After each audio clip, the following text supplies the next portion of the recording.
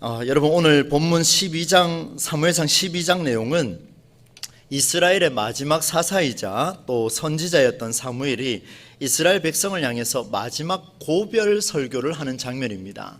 그러니까 여러 설교를 할 수 있었는데 그 설교의 이제 마지막 유언과 같은 그런 이야기를 오늘 말씀 속에서 남기고 있습니다. 이 점을 여러분 잘 착안을 하신다면 이 유언과 같은 마지막 설교, 무슨 내용을 마지막에 담아낼 수 있을까, 그런 생각을 하고 한번 보시면 좋을 것 같습니다.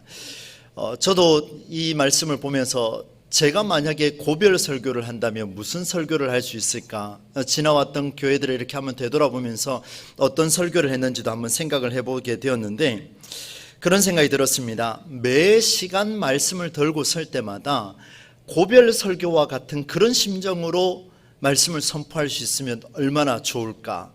앞으로도 그런 심정으로 말씀을 들고 선다면은 하나님의 마음을 더 통로를 통하여서 선포할 수 있겠다라는 그런 마음에 이런 자신감과 또 한번 용기를 한번 이렇게 가져보기도 했습니다. 여러분 오늘 본문 말씀은 19절로 25절까지 읽었습니다만은 여러분 1절부터 25절 전체가 고별 설교로 이루어져 있기 때문에 오늘은 1절부터 25절까지의 내용을 중간중간 계속해서 제가 여러분과 함께 성경을 읽어 나갈 겁니다. 그래서 그 내용들을 한번 살펴보도록 하겠습니다. 여러분 그 12장 전체의 내용을 보면은요, 굉장히 특별한 점들이 좀 곳곳에 나타나 있습니다. 저는 두 가지로 한번 찾아봤는데요. 먼저 첫 번째는 하나님의 마음을 전하고자 몸부림치고 있는 그 사무엘의 심정이 드러나고 있습니다. 앞서 말씀드렸던 것처럼 이 설교문은 고별 설교입니다. 마지막, 내가 이들에게 전해줄 수 있는, 하나님의 통로로 쓰임받을 수 있는 마지막 통로의 시간이라는 사실을 생각을 한다면 얼마나 이 간절한 마음으로 몸부림치면서 말씀을 선포하고 있을까. 그게 첫 번째고요. 두 번째는 당시 이스라엘 백성들이 살던 동시대, 바로 그 시대 안의 문화를 간과하지 않았다. 그 시대 안에 있는 그 문화를 점검을 하고 그들에게 이 문화를 이겨낼 수 있는 방법을 제공하고 있는 게 이 두 번째 내용입니다. 그래서 오늘 이 두 가지를 여러분과 함께 살펴보도록 하겠습니다. 그러면 먼저 첫 번째로 사무엘이 하나님의 마음을 전하고자 몸부림치는 모습이 그의 설교문 곳곳에 다 드러나는데요, 그 내용 중에 계속해서 여러분 집에 가셔서도 한번 읽어보십시오. 읽어보시면 눈여겨볼 만한 단어가 계속해서 등장하고 있습니다. 저는 반복해서 읽으면서 왜 이렇게까지 이야기를 하고 있을까라는 생각이 들었던 단어가 뭐냐 하면 여호와라는 단어였습니다. 성경이 여호와께서 당연히 쓰셨으니까 그렇겠다 생각할 수 있겠지만, 여러분 설교 안에서 여호와라는 용어를 쓰기가 참 쉽지가 않습니다. 저도 설교문을 작성을 하고 끊임없이 반복해서 올라오기 전에 여러분과 어떻게 하면 소통할 수 있을까 여러 가지 고민을 하고 가져오는데, 이 여호와라는 단어를 얼마나 쓸 수 있을까 생각을 해봤을 때 그리 많지가 않았습니다. 많지 않다라는 것은 설교 내용 중에 문제가 많다라는 것을 또 반증해주는 그런 대목이기도 한데요, 후에 나중에 한번 이런 것을 가지고 한번 대화를 좀 나눠보도록 하겠습니다. 오늘 본문에 보시면 여호와라는 단어가 등장을 하는데, 여러분 보십시오. 마지막 고별사입니다. 고별 설교, 이제 마지막으로 줄 수 있는 내용이 있다면 여러분이라면 어떤 내용을 주고 싶겠습니까? 제 자신을 한번 생각을 해볼 때에 한 사람의 인생을 담은 회고록, 인생을 마지막으로 점검할 수 있는 회고하면서 남겨놓았던 어록들을 준비해서 그들에게 전해줄 수만 있다면, 나는 이렇게 수십 년 동안 인생을 살아왔는데 살아보니까 이런 것은 이렇게 해야 되고 저런 것은 저렇게 해야 된다라는 어쩌면 윤리적 당위성을 담아놓고 있는 그런 경험을 기록해도 될 법한데, 그런 경험은 오늘 본문에 등장하지 않습니다. 여러분 계속해서 한번 살펴보십시오. 그런 대화와 내용은 하나도 없고 오직 여호와라는 단어에 집중하고 있습니다. 그런데 여러분, 이 사무엘이 자신의 감정이나 마음 또 어떤 논리성도 드러내지 않고 여호와라는 그 핵심 단어, 왜 여호와라는 단어를 계속해서 반복하고 있을까 그 점을 착안하고 다시 본문을 묵상하고 이어가는데 알아냈습니다. 그게 뭐냐면, 이 사무엘이 지금 이스라엘 백성들과 이들을 바라보고 함께 하고자 하는 이 하나님과의 관계를 한 번 더 점검해주고 그 관계를 확립해주기 위한 사무엘의 심정이 드러난다는 것을 볼 수가 있었습니다. 그냥 막연하게 여호와는 이런 분이다 이런 것이 아니라 지금 살아가고 있는 그 시대 속에서 그들과 함께 만나고자 하고 관계를 형성하는 살아계신 하나님과의 이스라엘과의 관계를 말해주고 있는 본문이 오늘 본문의 내용입니다. 사무엘이 보십시오. 온 이스라엘과 소통을 했습니다. 그들이 요청한 대로 하나님과 소통해서 사울이라고 하는 건장한 사람을 왕으로 세웠습니다. 오늘 우리는 12장을 읽었습니다마는 바로 11장 앞본문에 보시면 15절입니다. 11장 15절 여러분 눈으로 한번 보십시오. 모든 백성이 길갈로 가서 거기서 여호와 앞에서 사울을 왕으로 삼고 길갈에서 여호와 앞에 화목제를 드리고 사울과 이스라엘 모든 사람이 거기서 크게 기뻐하니라. 얼마나 요청을 했는지 모릅니다. 우리에게 왕을 주시옵소서. 우리에게 왕을 주세요. 사무엘 선생님, 하나님과 소통해서 제발 우리에게 왕을 좀 주십시오 라고 요청을 했더니만 하나님이 허락해 주시죠. 왕을 세워줍니다. 근데 그 초대 왕이 누굽니까? 사울입니다. 이 사울 왕을 선택하고 이 왕으로 세워주는데 여러분 대목을 보십시오. 15절 제가 봅니다. 모든 백성이 길갈로 가서 거기서 사울을 왕으로 삼는데 어디 앞에서요? 여호와 앞에서 왕으로 삼았다 이렇게 표현 나오고 있습니다. 보세요 여러분.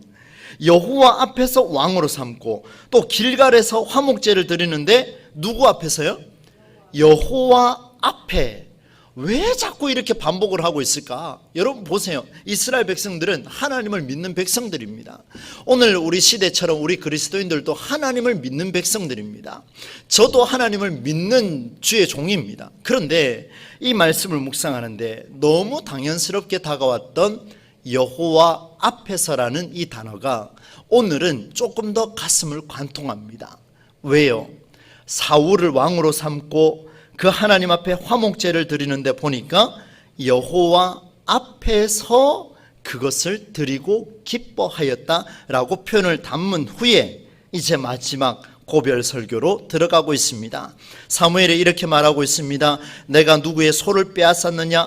누구의 나귀를 빼앗았느냐? 속였느냐? 누구를 압제했느냐? 내 눈을 흐리게 하는 뇌물을 누구의 손에서 받았느냐? 너희들이 한번 증언해봐라 라고 물었습니다. 그리고 난 뒤에 이들이 이제 대답을 하기 시작하는데 여러분 성경을 한번 보시게 되면 이들 또한 여호와 앞에서 증언하고 있는 그런 모습이 등장을 하고 있습니다. 여러분 한번 찾아보시면 될 것 같습니다. 제가 지금 구절을 지금 못 찾았는데요. 지금 보시면은 이를 증언하는 자리에서 내가 여기 있나니 여호와 앞과 그의 기름 부음을 받은 자 앞에서 증언을 요청하고 또 사무엘에게서 아무 흠도 찾지 못한 백성들이요 어떻게 하냐면 여호와 앞에서 증언하였다라고 말을 이어줍니다. 그랬더니만 이제 사무엘이 백성에게 말을 이어가고 있습니다. 여러분 그 내용이 4절과 5절의 내용에도 있었습니다. 이제 6절 말씀을 한번 볼 텐데요. 여러분 이제 눈을 들고 한번 보십시오. 성경의 곳곳에 이제 6절부터 등장하는 주 용어가 뭐냐면 여호와 앞에서, 여호와가, 여호와께서 이런 내용들이 담고 있습니다. 한번 보겠습니다. 여러분 6절을 같이 한번 읽어보겠습니다. 시작. 사무엘이 백성에게 이르되 모세와 아론을 세우시며 너희 조상들을 애굽 땅에서 인도하여 내신 이는 누구시라고요? 여호와이시니. 7절 들어갑니다. 같이 읽습니다. 그런즉 가만히 서 있으라. 여호와께서 너희와 너희 조상들에게 행하신 모든 공의로운 일에 대하여 내가 여호와 앞에서 너희와 담론하리라. 여러분 보세요. 계속해서 반복하고 있습니다. 8절로 넘어갑니다. 같이 읽습니다. 야곱이 애굽에 들어간 후 너희 조상들이 누구께 부르짖음에?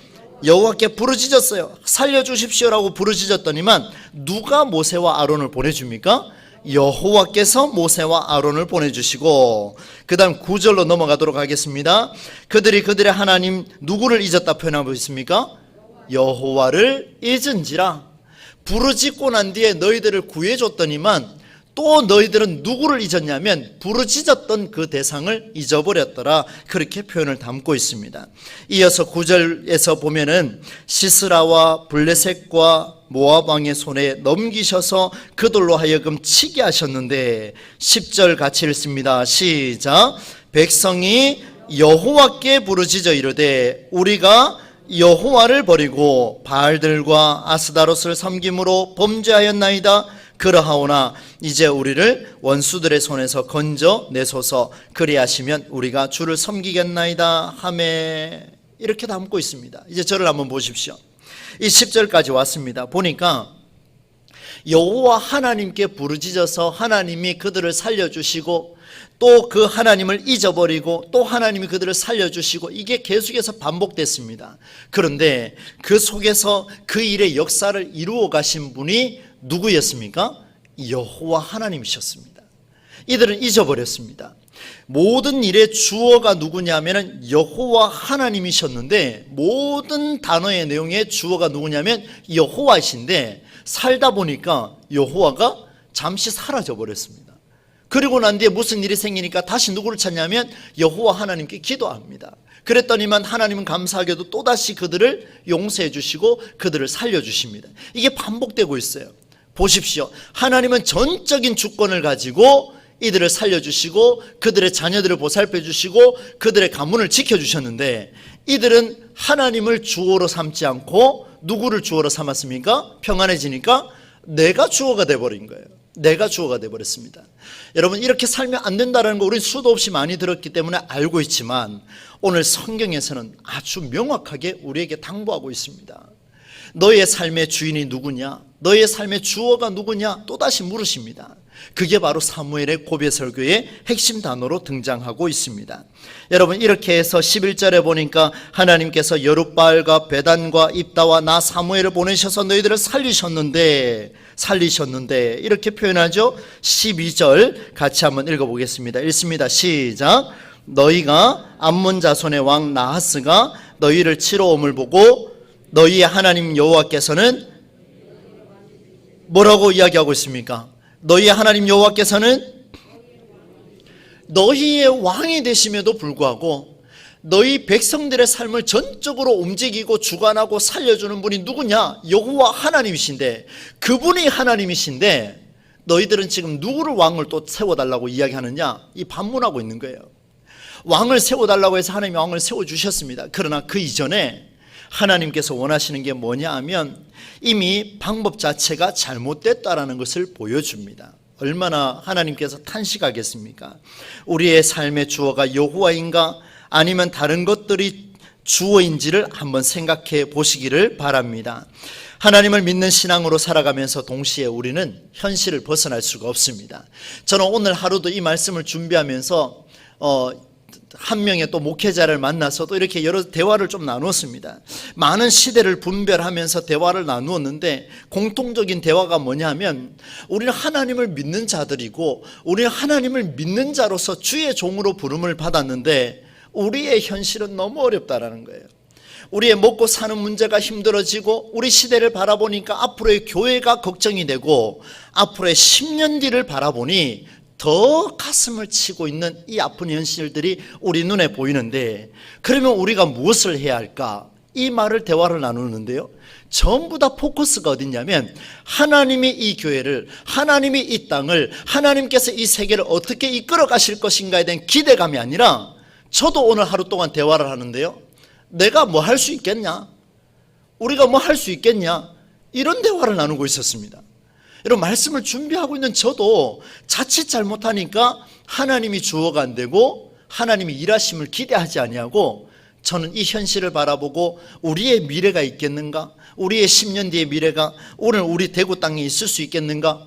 정말 여러분 앞에 죄송합니다. 저도 오늘 그런 대화를 하고 말씀을 들고 올라왔습니다. 하나님 앞에서 이게 바로 범죄한 모습이 아닌가? 이 불가능하다라고 말하고 있는 이 모습이 하나님 앞에서 죄를 짓는 모습이 아닌가? 라는 사실을 말씀을 통해서 보게 되었습니다. 여러분, 이스라엘 백성도 마찬가지입니다. 그들이 하나님의 은혜를 경험했습니다. 아마 우리하고 비교하면 비교할 수 없을 정도로 엄청난 그 은혜를 경험했지 않겠습니까? 굉장히 은혜를 경험을 많이 했겠죠. 그런데 여러분 성경에 보시면은 오늘 말씀의 결론에 미리 들어갑니다만은 여러분 보시오. 25절을 한번 보십시오. 25절을 보시면 같이 한번 읽어봅시다. 시작. 만일 너희가 악을 행하면 너희와 너희 왕이 다 멸망하리라. 여러분 사무엘이 다 알고 있었습니다. 그들의 모습을 보니까 이들이 하나님의 은혜를 경험하고 할렐루야 할렐루야 찬송하며 막 기뻐하고 찬송하고 이런 모습이 있었는데, 만일 뭡니까? 너희들이 조금이라도 실수하고 다른 생각을 하면 여전히 악을 행하면, 악을 행하는데요 그냥 행하는 게 아닙니다. 뭐라고 되어 있습니까? 여전히. 여전히라는 단어가 여러분 긍정적인 단어입니까? 부정적인 단어입니까? 부정적으로 많이 쓰지 않습니까? 그렇다면 여러분 한번 보십시오. 여전히 악을 행하고 있다.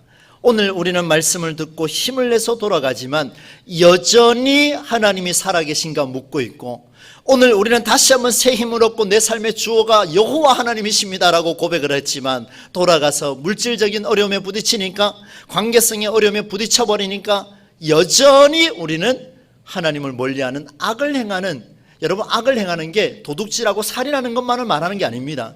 하나님의 생각과 다른 길을 걸어가는 게 바로 악을 행하는 길입니다. 여러분 우리는 거기에서 자유할 수가 없습니다. 저도 마찬가지죠.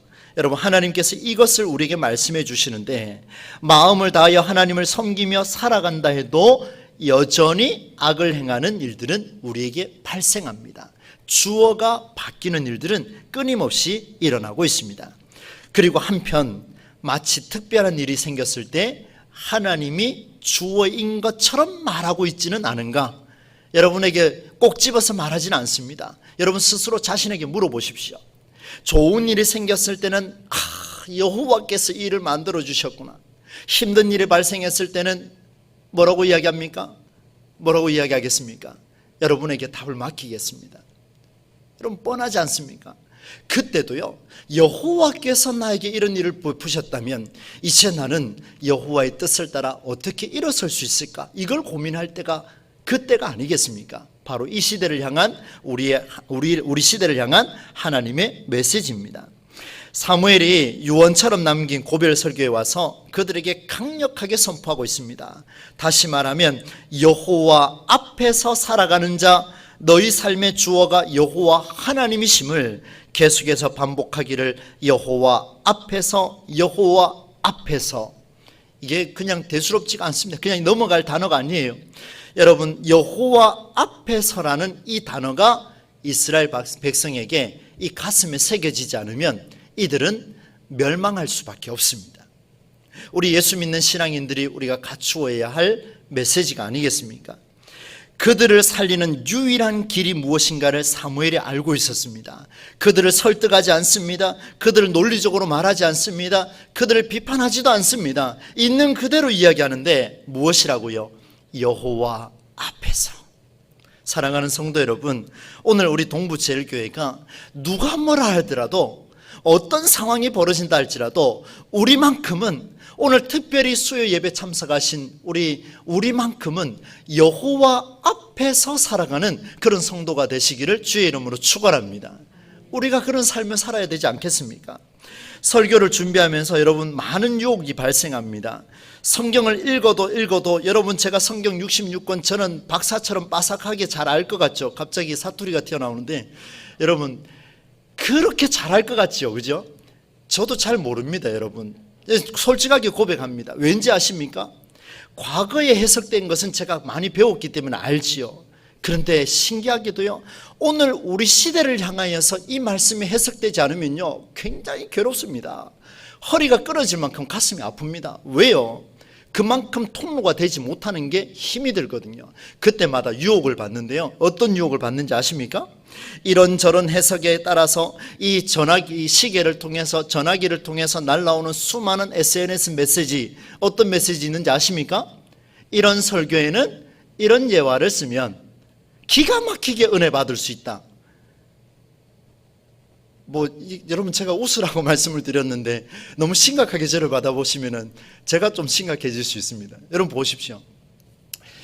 그런 유혹이 있습니다. 왜냐하면 우리 시대에 대해서 해석이 안 되기 때문에요. 너무 힘들지 않습니까? 그래 메일을 열어보면요 막 수천 가지 그 설교 소스가 있습니다라고 지난번에도 한번 말씀을 드렸습니다만 그런 것들이 제게 옵니다. 저도 말씀을 준비할 때 이런 예를 들기도 하고 저런 예를 들기도 하고 지금 말씀드린 이런 예를 들기도 합니다. 그런데 여러분, 설교자의 관심이, 그리스도인의 관심이 성경을 벗어난 다른 것으로 성경을 이해하게 되면 그게 성경이 되겠느냐 이 말입니다. 그게 성경이 되겠느냐 이 말이죠.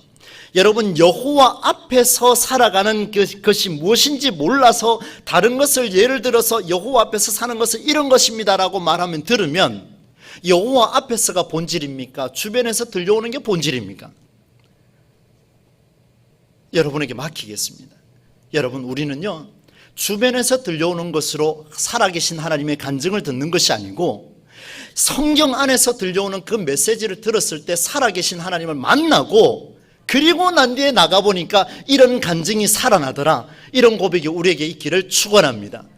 다른 곳에서가 아니라 우리 교회 안에서만큼은 오직 성경 중심으로 움직여져서 그것이 살아나고 보니 우리 모두가 말씀대로 살아나니 역사가 이루어지더라. 이런 놀라운 고백이 앞으로 우리 동부제일교회 여러분을 통하여서 후배들에게 그대로 입으로 전해지는 역사가 나타나기를 간절히 소망합니다. 여호와 앞에서 너무 중요하죠. 그리고 이제 두 번째입니다. 여러분, 두 번째는 조금 더 짧게 한번 정리를 해볼 텐데요, 앞서 말씀드렸던 대로 백성들이 살아가야 할 그 동시대, 그 시대성과 문화를 간과하지 않았습니다. 여러분 보시면은요, 사무엘이 이스라엘 백성이 당시 어떻게 살아가는지를 묻고 있습니다. 오늘 성경에 보시면 이렇게 해야 된다, 이렇게 해야 된다라는 것을 말씀을 통해서 보여주는데 그 대안을 보니까 이 사무엘이 그들을 판단한 것을 보니까 그 시대성과 문화가 뭐냐면요, 이스라엘 백성이 하나님의 인도하심 속에서 줄곧 잘 살아오는데 동시에 그 때마다 하나님을 멀리하는 이중적인 삶을 살아가는 그 문화 속에서 살아가더라는 거예요. 이 문화가 굉장히 무섭습니다. 여러분, 오늘 우리 사회를 움직이는 수많은 문화들이 있습니다. 우리 여기 계신 분들은 그 문화를 벗어날 수가 없습니다. 그런데 여러분, 성경이 들어갔을 때에 그 시대성과 문화가 조명이 돼야 되는데 그것이 나타나지 않으면 굉장히 힘들어지겠죠. 오늘 사무엘이 보니까 하나님을 멀리하는 이중적인 삶이 나타나는데 그것을 극복할 길이 있을까? 그것을 극복할 길이 있을까? 사무엘이 고민했습니다. 이들의 삶을 보니까 이중적인 삶으로 살아가고 있는데 그 모습을 보니 기가 막히죠. 이들을 살릴 수 없을까 고민했더니만 사무엘이 분별하지 못하는 그들에게 이렇게 말합니다. 여러분 14절과 15절 함께 읽어보도록 하겠습니다. 14절 15절입니다. 시작. 너희가 만일 여호와를 경외하여 그를 섬기며 그의 목소리를 듣고 여호와의 명령을 거역하지 아니하며 또 너희와 너희를 다스리는 왕이 너희의 하나님 여호와를 따르면 좋겠지만은 너희가 만일 여호와의 목소리를 듣지 아니하고 여호와의 명령을 거역하면 여호와의 손이 너희 조상들을 치신 것 같이 너희를 치실 것이라. 아멘. 사무엘이 정확하게 봤습니다. 뭐라고 봤습니까? 이들에게 말하고 있지요.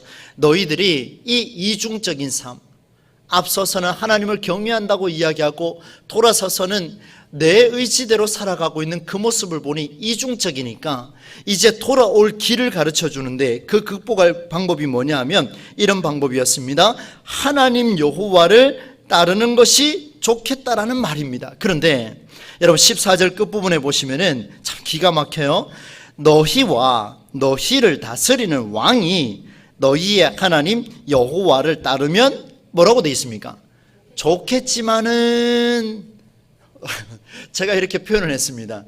너희와 너희를 다스리는 왕이 너희의 하나님 여호와를 따르면 좋겠지만은 이렇게 표현하고 있습니다. 여러분, 성경이 이 정도까지 표현한다는 것은 무엇을 의미하겠습니까? 너희가 그토록 부르짖어서 하나님이 세운 왕이라 할지라도 그 왕은 전적으로 하나님을 섬기는 자가 아니라 때로는 어떤 일이 벌어질 수 있다? 하나님을 멀리하며 우상을 섬기는 이중적인 삶을 누구든지 살아갈 수 있다는 것을 경고하고 있습니다. 여러분 보십시오. 그러니 긴장하라. 그러니 긴장하라. 주어가 되는 여호와 하나님을 섬기는 게 쉬운 줄 아느냐? 신앙생활 그렇게 쉬운 줄 아느냐? 오래 신앙생활 했다고, 네가 목사 됐다고 달라질 게 하나도 없습니다. 성경은요, 매 순간마다 하나님과 어떻게 살아갈 것인가를 말씀해 주고 있는데, 너희가 세운 왕을 섬김으로 하나님을 멀리할 수 있다는 위험과 너희가 세운 왕조차도 여호와를 따르지 않은 일이 생길 수 있다는 것을 경고하고 있습니다. 이 말을 정리하자면 한번 따라서 하겠습니다. 이것은 왕을 세우는 일이 출발부터 틀렸다는 말이다. 네, 조금 졸릴 것 같아서 한번 따라하자 말씀드렸습니다. 왕을 세우는 일이 출발부터 틀렸습니다. 이스라엘의 왕은 누굽니까? 누굽니까? 예, 아이들한테 질문하면 다윗요 뭐 이렇게 이야기하는 친구들도 있습니다. 잘하는 거죠. 여러분, 이스라엘의 왕은요, 하나님 한 분밖에 없습니다. 동부제일교회의 주인은 하나님 한 분밖에 없습니다. 여러분, 우리 23년간 목회를 감당하신 우리 참 헌신하신 우리 목사님 은퇴하시면서 새로운 목사를 청빙할 때 여러분 어떤 마음으로 기도하셨습니까? 이 교회의 주인은 하나님이십니다라는 그것을 가지고 기도하셨습니까? 아니면 이 교회를 이끌어갈 새로운 지도자가 필요합니다라고 기도하셨습니까? 여러분, 기도가요 완전히 달라져야 됩니다. 물론 당연히 여러분 전자를 기도하셨기 때문에 저를 하나님 불러주신 줄로 저는 그렇게 믿고 지금 이 자리에 서 있습니다마는, 하나님이 이 교회의 주인이시고 오직 성경의 정신만이 이 교회를 이끌어가는 그 힘이 될 때에 어떤 일이 벌어진다고요? 하나님의 역사하심은 살아있다라는 것을 보여준다고 약속하셨습니다. 오늘 그 말씀이 여기에 등장하고 있습니다. 출발부터 틀리면 큰일 납니다. 여러분, 첫 단추를 잘못 깨면 어떻게 됩니까? 잘못 깨면 안 되지 않습니까? 그죠? 첫 단추 잘못 깨면 나중에 심히 후회합니다. 내 자신이 한심스럽기도 하고, 그죠? 그렇게 됩니다. 여러분, 첫 단추는요, 오직 하나님만이 여호와 하나님이심을, 나의 목자이심을, 그래서 저는 끊임없이 이 말씀을 생각을 하고 가고 있습니다. 시편 23편 1절 면접 설교했던 내용 잊을 수가 없습니다. 23편 1절 뭐라고 되어 있습니까? 여호와는 나의 목자시니 내게 부족함이 없으리로다. 할렐루야. 예, 여러분, 앞서 있는 지도자를 따라가면 안 됩니다. 끝까지 여러분 성경의 정신을 붙잡고 쫓아가셔야 돼요. 이 시대는요, 어떤 지도자 한 사람으로 살아나는 그런 시대가 아닙니다. 이미 많이 바뀌었어요. 너무 많이 바뀌었습니다. 그래서 저는 끝까지 성경 붙잡으려고요. 왜요? 놓치지 않으려고요. 여러분도 성경 붙잡으시고, 그리고 여기 있는 목회자와 대화하고 우리 항존직과 서로 대화하며 함께 합력하여 선을 이루어 나가는 것, 그때 이와 같이 성령도 우리의 연약함을 도우시나니 우리는 마땅히 기도할 바를 알지 못하나 오직 성령이 말할 수 없는 탄식으로 우리를 위하여 뭐 하신다고요? 강구하시느니라. 그때 나오는 거예요. 그때 나오는 거예요. 그 말씀 뒤에 26절, 27절, 28절에 뭐라고 됐냐면 로마서 8장 28절입니다. 합력하여 무엇을 이룬다? 선을 이루어간다. 성령은 그때 역사하시는 겁니다. 할렐루야. 예, 여러분 보십시오. 여러분, 이 20절 중반부터 21절을 보시면은요, 이렇게 되어 있습니다. 제가 읽어드립니다. 여호와를 따르는 데에서 돌아서지 말고 오직 너희의 마음을 다하여 여호와를 섬기나 돌아서서 유익하게도 못하며 구원하지도 못하는 헛된 것을 따르지 말라. 그들은 무엇이라고 되어 있습니까? 헛되니라. 이렇게 되어 있습니다. 여러분, 신앙생활을 해도요, 여호와 하나님만을 따르지 않고 유익하지도 구원하지도 못하는 그런 것을 쫓아가며 살아가고 있는 우리의 신앙생활은 아닌가? 우리가 한번 점검해 봅시다. 하나님께서 우리에게 당부하고 계십니다. 여러분, 마음을 다하여 여호와를 섬기는 일은요, 어떤 형식을 고집하는 게 아닙니다. 그 속에 전적으로 내 삶에, 오늘도 예배하는 가운데 하나님께서 주어가 되는 그 역사가 있을 때 그것을 가리켜서 하나님의 역사다, 그리고 마음을 다하여 여호와를 섬기는 일이다, 그렇게 말씀을 하고 있습니다. 여러분, 오늘 두 가지를 살펴봤습니다. 첫 번째는요, 사무엘은 고별 설교라는 마지막 말을 통해서 자기 말을 하지 않았습니다. 자기 말을 하지 않았어요. 제가 지난 주 중에 그 유튜브 설교를 한 편 제가 들었습니다. 그 목사님, 제가 실명을 거론하진 않겠습니다. 제가 굉장히 공감을 했습니다. 여러분, 오늘 우리 시대는요, 설교가 홍수처럼 흘러나오는 시대입니다. 여러분, 듣고 싶은 설교 많이 들을 수 있습니다. 그런데 여러분, 분별하셔야 돼요. 분별하셔야 됩니다. 내가 좋아하는 목회자의 설교라고 해서 그것을 그대로 흡수하시면 큰일 납니다. 그 말씀을 들을 때 최 목사의 설교라 할지라도 여러분이 들을 때에 주여 성령께서 나와 함께 하셔서 이것을 분별하여 들을 수 있는 은혜를 내게 허락하여 주시옵소서. 이게 일어나야 돼요. 이게 일어나야 됩니다. 여러분 사무엘 보십시오. 자기 말 하지 않습니다. 여기 보니까 오직 하나님께서 너희와 어떻게 하셨는지, 이제 하나님께서 너희와 어떻게 하실 건지만 말하고 있습니다. 자기 이야기, 남의 이야기, 그런 걸 가지고 이야기하는 게 아니라 설교라고 하는 것은 오직 하나님의 메시지만 들려질 때에 설교라고 할 수 있는, 메시지라고 할 수 있습니다. 그러니 여러분 영적 분별력을 꼭 가지시기 바랍니다. 저한테도요, 많은 사람들이 유튜브 설교 한번 들어보라고 링크 막 보내줍니다. 보면 기가 막힙니다. 여러분, 제가 너무 기가 막혀요. 전부 정치 이야기, 경제 이야기, 사회 이야기, 뭐 이런 이야기 저런 이야기 저한테 다 보내줘요. 제가 다 이렇게 받기는 받습니다만은 마음이 너무 힘들어요. 그거 읽을 때마다. 왜요? 그 안에 성경 이야기는 한 구절 읽고 전부 다 다른 이야기하고 있어요. 여러분이 분별하셔야 돼요. 제가 어떻게 다 이야기하겠습니까?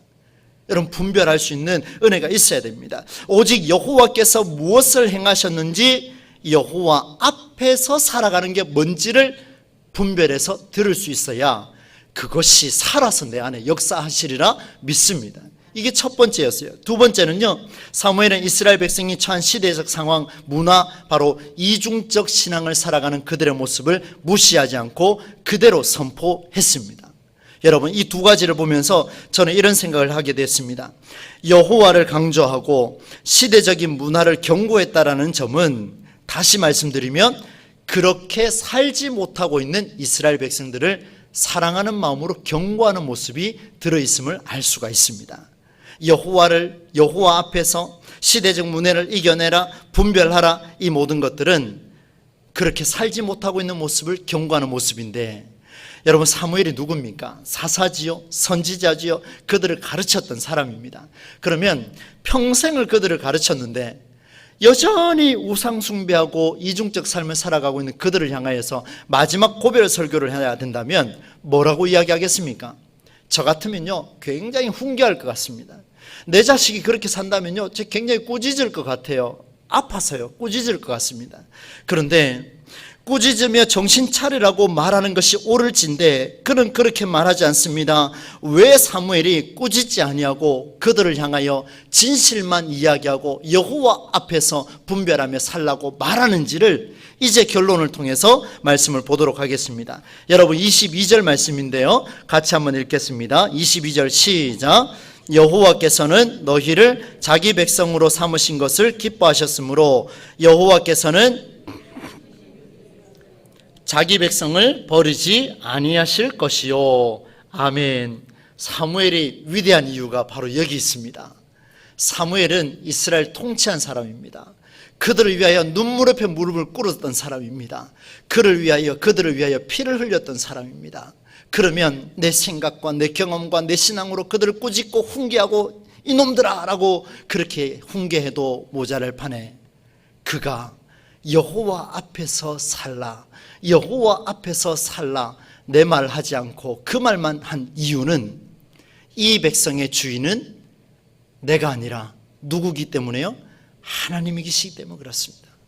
하나님께서 그들을 자녀 삼으시고 백성으로 삼으신 것을 기뻐하셨기에 나는 너희들을 꾸짖고 나는 너희들을 정죄하고 싶으나 나는 그리하지 못하겠노라. 하나님께서 그의 크신 이름을 위해서라도 너희들을 버리지 않을 것이기 때문에 나는 그리하지 못하겠노라. 나는 너희들을 정죄하지 못하겠노라.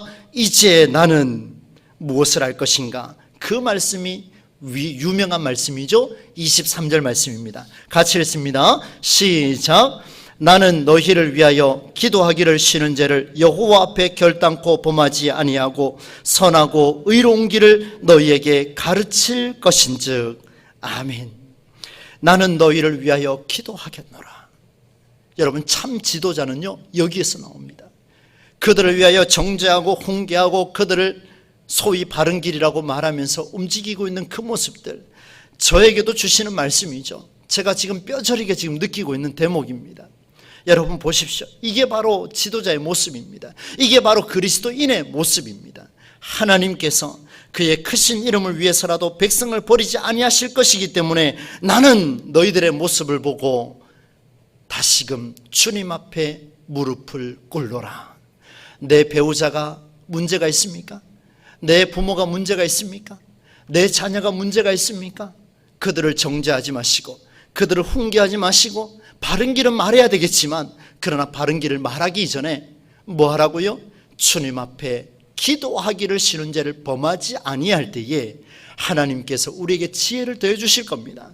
기도 없는 훈계와 기도 없는 정죄는 여러분 그들을 선하고 의로운 길을 인도해 줄 수가 없습니다. 사랑하는 성도 여러분, 24절과 25절 함께 읽으며 말씀을 맺습니다. 함께 읽습니다. 너희는 여호와께서 너희를 위하여 행하신 그 큰 일을 생각하여 오직 그를 경외하며 너희의 마음을 다하여 진실히 섬기라. 만일 너희가 여전히 악을 행하면 너희와 너희 왕이 다 멸망하리라. 여러분 보세요. 멸망하리라. 뭐라고 이야기합니까? 내가 기도하겠다. 나는 너희를 위하여 무릎을 꿇겠노라. 너희를 위하여 지금 눈물이 바다가 될 정도로 내가 기도하겠노라. 그런데 부탁한다. 너희를 위하여 행하신 하나님의 그 큰 일을 잊지 말라. 그 큰 일을 잊는 순간, 내가 기도한다 할지라도 그 큰 일을 잊는 순간 너희와 너희 왕이 멸망할까 두렵다. 그러나 그럼에도 불구하고 사무엘은 뭐 한다고요? 죽을 때까지 뭐 한다 그럽니까? 기도하겠노라. 여러분 이게 바로 사무엘이 우리에게 주는, 하나님이 사무엘을 통해서 우리에게 주시는 하나님의 놀라운 은혜다라고 그렇게 믿습니다. 사랑하는 성도 여러분, 이 시대가 굉장히 어렵습니다. 여러분 우리는 한 교회에서 신앙생활을 해왔고 이렇게 살아왔기 때문에 어쩌면은 조금 더 외부에 있는 한국교회 정서와 전체를 알아가기가 쉽지가 않을 겁니다. 여러분 눈을 크게 뜨셔야 돼요. 지난주에 설교 아닙니까? 마음과 눈을 여시고, 그리고 지지난주 수요일 제가 설교했을 때 온유한 자가 누구라 그랬습니까? 누가 온유하다 그랬습니까? 기도하는 자가 온유한 자입니다. 오늘 우리 교회에 절대적으로 필요한 게 뭐냐? 지금 이 시간부터 우리에게 필요한 것은 무엇입니까? 기도가 중요하다는 것을 보여주고 있습니다. 사랑하는 성도 여러분, 오늘 우리 교회를 향하신 하나님의 놀라운 섭리를 함께 경험하고 은혜를 나누고자 기도하는 일에 조금 더 신경 쓰시고 함께 하시는 우리 모두가 되시기를 주의 이름으로 축원합니다.